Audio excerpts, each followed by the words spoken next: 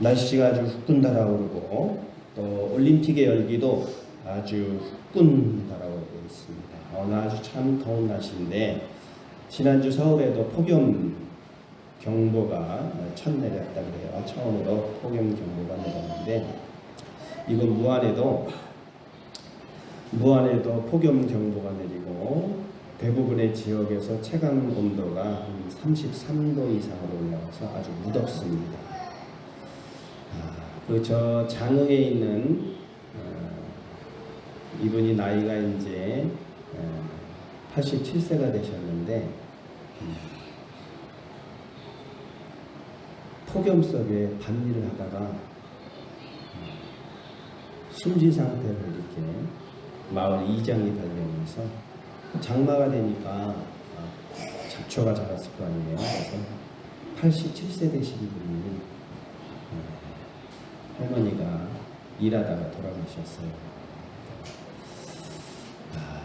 또 이렇게 어떤 60대 남성도 전날 아주 밭일하다가 집에서 또 열이 많이 나가지고 이렇게 돌아가시고, 이 무더울 때 건강 조심하시고 너무 뜨거운데 그 87세 그분 깨밭하다 그러셨거든요.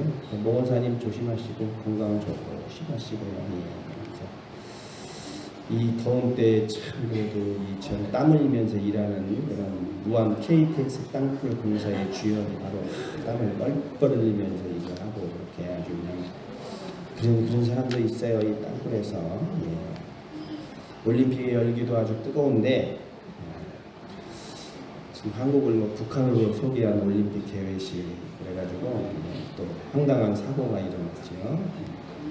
여론조사했는데 올림픽 10명 중 4명이 올림픽 잘 모르겠다 무관심이라 그래요. 그런데 우리나라도 올림픽에 이제 관심이 좀 있는데 축구가 좀 올라갔으면 괜찮을 텐데 축구가 우리가 또 예선에서 탈락을 해가지고 일본이 그냥 파라과이를 5대0으로 이기니까 괜히 씁쓸하기도 하고 그래요. 좀 그래서 야 우리나라가 올라가서 했으면 좋았는데 근데 이 파라과이가 브라질을 꺾었습니다. 브라질 밀어냈어요. 브라질도 올림픽에 탈락을 했습니다. 축구가. 그래가지고 아무튼 좀 축구 경기라도 좀 했었으면 좀 좋았을 텐데 뭐 안 하다가 우리 시원한 메달이나 좀 나왔으면 좋겠는데 또 양궁이나 수영에서 시원한 메달 나왔으면 좋겠다 그렇게 생각했는데 오늘 아주 또 펜싱의 오상욱 선수가 첫 금메달을 개인전 그랜드슬램을 달성했다 그래요. 그리고 또 수영에서도 박태환 이후에 12년 만에 메달을 땄다. 박태환이 경기고 나왔잖아요. 제 후배인데 박태환 이후에 12년 만에 메달을 땄다. 그리고 또 소총에서도 은메달을 따고 뭐 열심히 또 땀 흘려 일하는 또 대가 또 물론 메달을 못 딴 사람들도 있지만 그 수고한 손길에 우리가 또 박수를 또 보내지 않을 수가 없습니다. 아무튼 시원한 이런 소식들이 좀 많이 들려지기를 바라면서 오늘도 이 말씀이 갈릴리 바다라고 하는 아주 시원한 배경을 이렇게 해서 말씀이 이제 전해지고 있는데 갈릴리 바다에서 이제 그 후에 예수께서 디베리아의 갈릴리 바다 건너편으로 가시매 그랬습니다. 예수님께서 갈릴리 바다 건너편으로 가셨다. 네. 갈릴리 바다가 이렇게 생겼습니다. 갈릴리 바다가 바다가 아니라 호수입니다.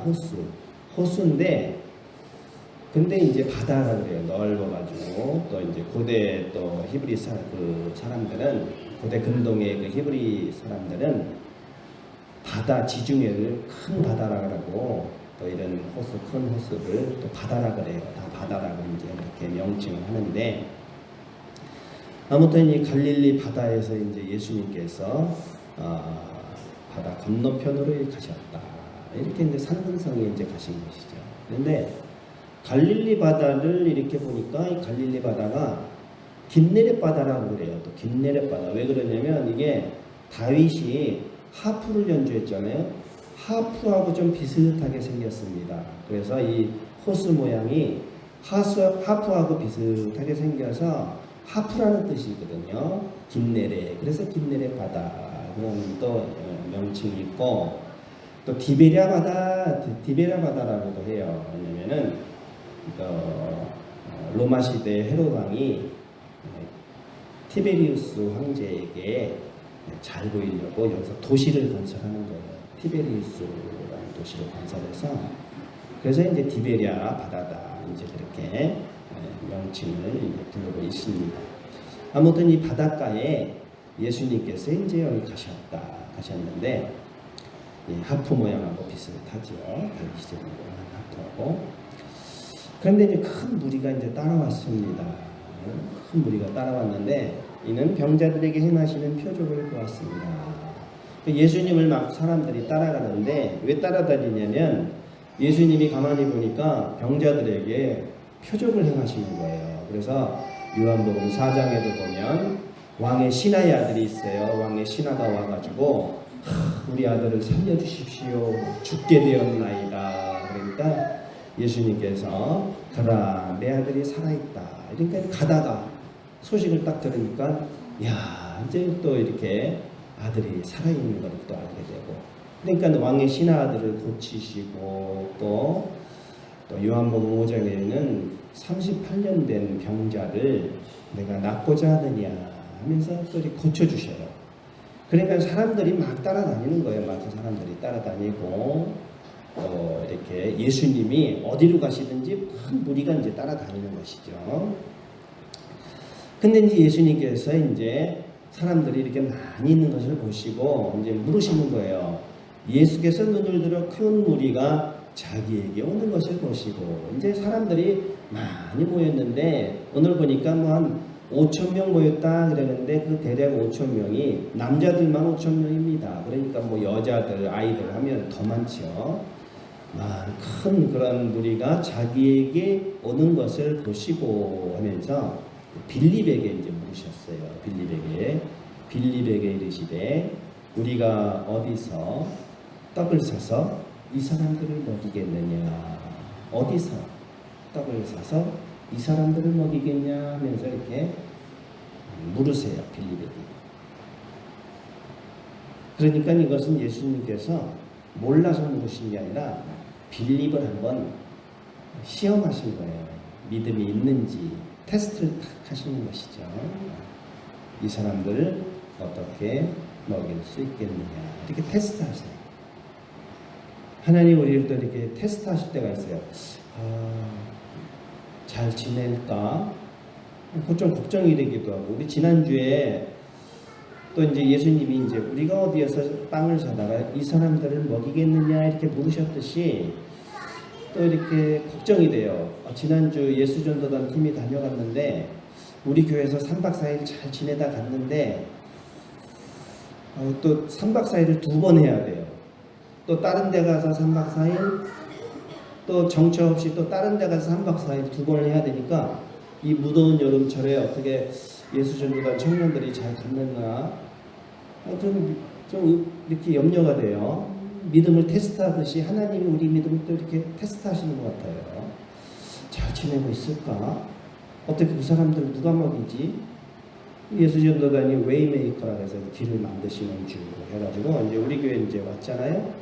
우리 교회도 이렇게 뭐 정해서 온 거 아니라 그냥 이렇게 기도하다가 하나님이 인도하셔서 여기까지 왔는데, 참 이렇게 와서 참 좋은 거처 속에서 잘 지내다 갔습니다. 우리 또 일로에 가서 또 여기 백년지에 가서 또 이렇게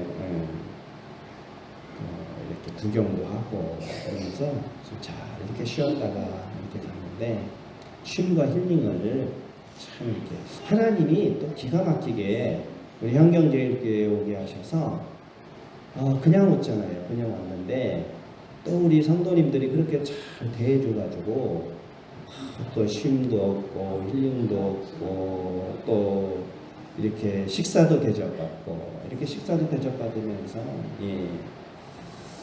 저 뒤에 계신 분도 몇 분 있는데 안 보이시네요. 참 이렇게 또 식사도 대접받고 이렇게 지냈는데 그간에 정이 들었잖아요. 어떻게 지낼까? 어떻게 지낼까? 너무 좋다고 이 형경제일교회에서 너무 감사하다고 자기들은 정말 쉼과 힐링을 얻고 간다고 막 그래요. 그러면서 깻잎도 따고 우리 장로님 가정에 가서 깻잎도 따고 또 이 해산백년지 또 공원에서 찬양하고 신방하고 막 이러면서 천연도 거리 천연도 아무튼 이렇게 잘 지내다 갔는데 참 잘 쉬었다 갔습니다. 또 우리가 마침 또 숙소에 또 우리 힐링룸에 냉난방기를 설치해가지고 아주 시원하게 했는데 원래 그날 또 설치가 안 되는 겁니다. 안 되는 건데 또 장로님이 어떻게 연결해가지고 어떻게 보면 장로님께서 귀하게 쓰임을 받으신 겁니다. 하나님이 그 손님들을 잘 맞이해라. 그래서 몰랐지만 결국에는 그 손길이 또 장로님의 손길을 통해서 전도대원들이 잘 이렇게 쉬다가 갔습니다.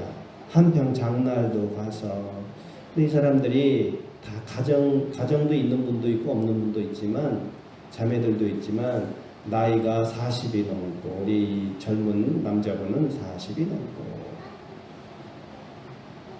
그리고 참 어려운 지경에 있는 분이에요. 이렇게 참 사업을 이렇게 크게 하는 사람인데 사업이 그러다가 좀 어려움을 당하고 지금 빚이 그거 원래 간증을 하는 거래요. 빚이 650억 원이 지금 빚이 있어서 파산의 그런 과정인데 딸도 이제 캐나다로 이제 입학을 하게 돼 있는데 10월 달에 간다고 합니다. 대학교 입학을 하는데 아내하고 가는데 살 집도 아직 얻지도 못한 상태에서 두 손 두 발 들고 뭘 먹고 사느냐? 그동안 냈던 세금 환급해가지고 뭐 6,500 들어오면 세금 그 세금으로 먹고 살고 이러면서 사는데 두 손 두 발 다 내려놓고 이렇게 온 거예요. 이렇게 와서 하나님 앞에 다시 한번 새롭게 시작하는 그런 마음으로 사실 이렇게 온 겁니다. 그런데 참 이분들이 이렇게 찬양하고 이렇게 하는 거 보면 얼마나 그 얼굴이 또 평화로운지 참 아주 참 제가 오히려 은혜를 다 받았습니다. 그래서 정을 듬뿍 나눴는데 어떻게 지낼까? 이 사람 3박 4일 때 여기서 잘 지냈는데 좀 어떻게 지낼까? 참 궁금하기도 하고 하나님께서 잘 쉬게 하셨는데 어떻게 지낼까? 궁금하기도 하더라고요. 제가 그런 소식들을 영상에 잘 올려놨으니까 이렇게 보시고 다 하나님이 계획이 있으시고 다 작정하시고 준비해 놓으신 줄로 믿습니다. 그래서 우리가 하나님이 또 잘 마무리하게 해주십니다. 그래서 거처는 잘 정했는지 좀 이렇게 걱정이 돼요. 아무튼 오늘 예수님께서 이제 빌립의 대답을 빌립에게 이제 어떻게 이 사람들을 먹이겠느냐 이제 그랬을 때 빌립이 뭐라고 대답하냐면 빌립이 대답하되 각 사람으로 조금씩 받게 할지라도 각 사람이 조금씩 먹어도 돈이 지금 필요한데 한 200데나리온의 떡이 부족하리다. 200데나리온. 그러니까 1데나리온이 하루 품삯이거든요.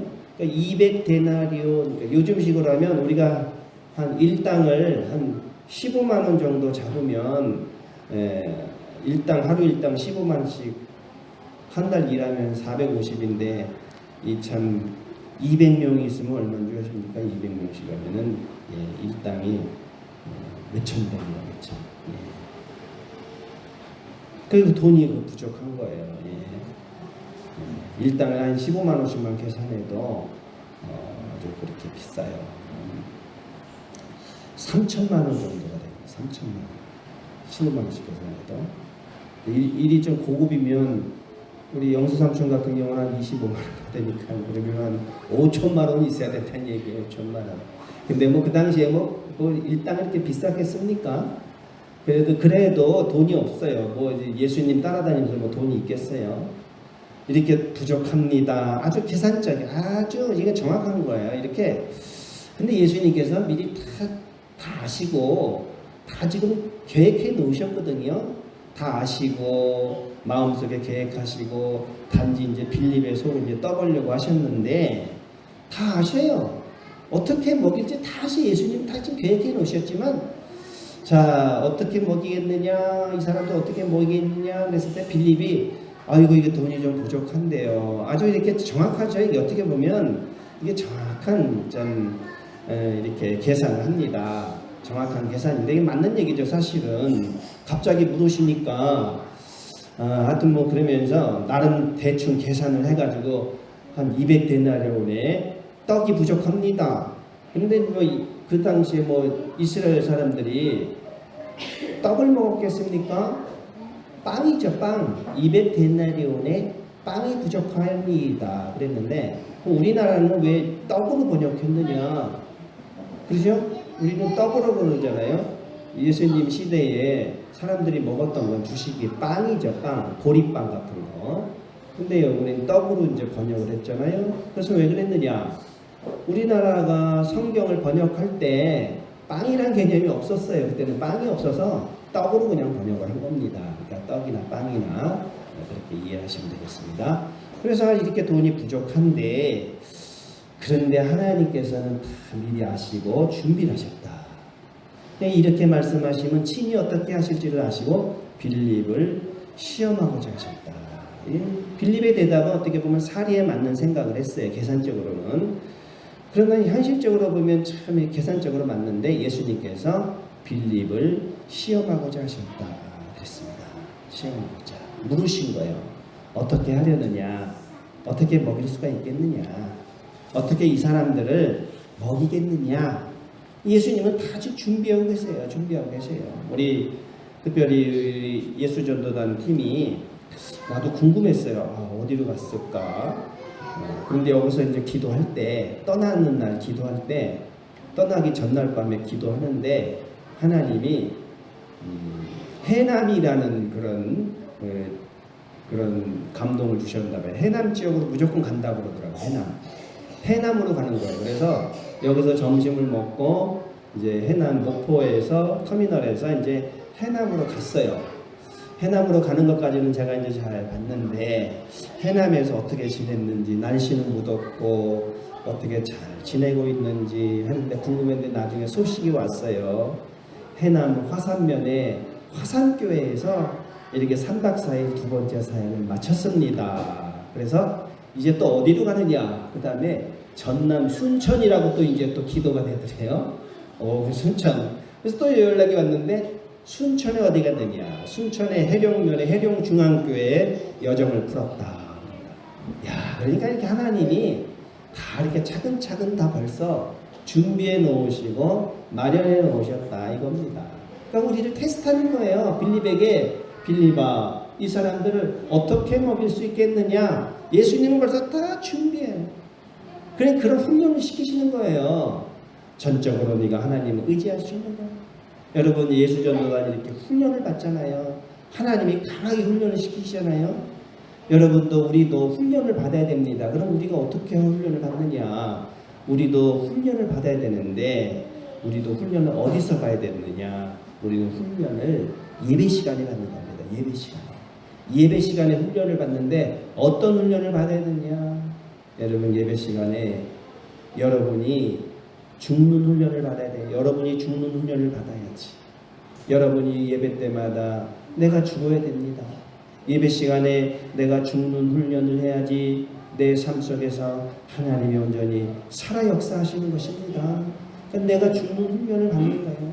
내가 하나님을 만나면서 죽는 날마다 내가 부족하고 내가 참 아무 자격이 없고 죽는 훈련을 하면서 그 하나님이 이렇게 온전히 살아 역사하시고 또 예배 시간에 또 훈련을 받는데 섬김의 훈련도 받아야죠. 우리 동산교회에서 이제 또 오잖아요. 동산교회 청년들이 오는데 20여 명이 옵니다. 25명이 와서 여기에 와서 온 열정을 요번에는 어린아이들에게 좀 신경을 쓰시오 했으니까 어린아이들에게 집중적으로 그래서 어저께 전화를 했어요. 그래서 몇 명분 정도 준비를 했느냐 20명분의 그런 분량을 준비했다고 그래요. 그래서 그러면 우리 교회는 한 10명에서 15명 정도 모일 수 있는데 15명도 최선을 다해서 합니다. 우리 유영님 권사님, 지연이, 주연이, 채훈이 어디 딴 데 지역아동센터 가지 말고 수요일 날은 꼭 보내셔서 우리 하연이도 보내고 우리 서준이도 민호도 다 보내서 우리 참 그래도 10명 넘잖아요. 또 주변의 아이들이 이렇게 하면은 10명 되면 또 재미있게 선물도 받고 또 즐겁게 지내고, 목요일 날은 또 어디 가지 마시고 마사지 받으러 오시고 또 염색하러 오시고 김순자 권사님 꼭 오시기 바랍니다. 저번에도 하셨는데 이번에도 아주 하시고, 그러면서 우리 동산교회가 이렇게 일할 수 있는 이 무더운 여름철에 지금 교회가 장소를 제공해 주는 것도 어떻게 보면 귀한 사역입니다.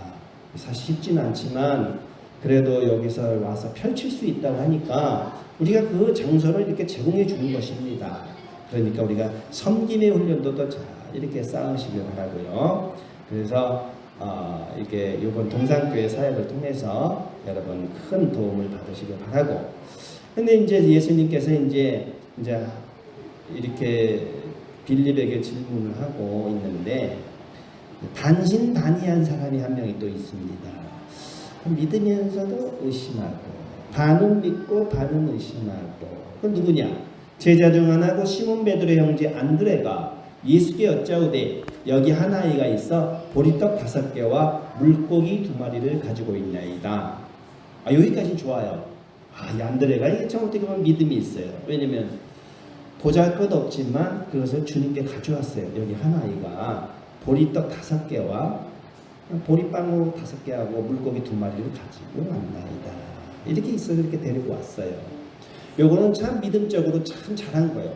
그런데 안드레가 그러나 그것이 이 많은 사람에게 얼마나 되겠사옵나이까. 반신반의하는 거예요. 반신반의. 반은 믿고 반은 의심하는 거잖아요. 그러니까 안드레는 이런 거예요. 안드레의 모습이 우리의 모습입니다. 우리가 반은 믿고 반은 못 믿어요. 그런데 가만히 보니까 안드레의 모습은 나는 못 믿고 주님은 믿는다. 이거 가지고 뭐 보잘것없는 이거 가지고 어떻게 하겠습니까? 그런데 가만히 보니까 주님께서 행하시는 것들을 보니까 주님이 뭘 하실 수도 있어요. 주님이라면 하실 수 있을 것 같다. 그래서 가져온 거예요.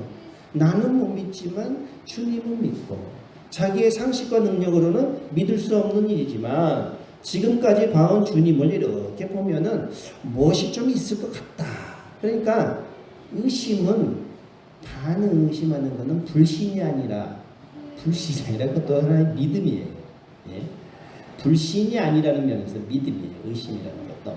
반은 의심하지만 반은 믿고. 우리도 그렇잖아요. 반신반의. 안드레가 이렇게 약간 의심이 있지만 나중에 안드레가 어떤 사람이 되는 줄 아십니까? 주님을 위해서 순교를 합니다. 보름달처럼 믿음을 완성시켰어요.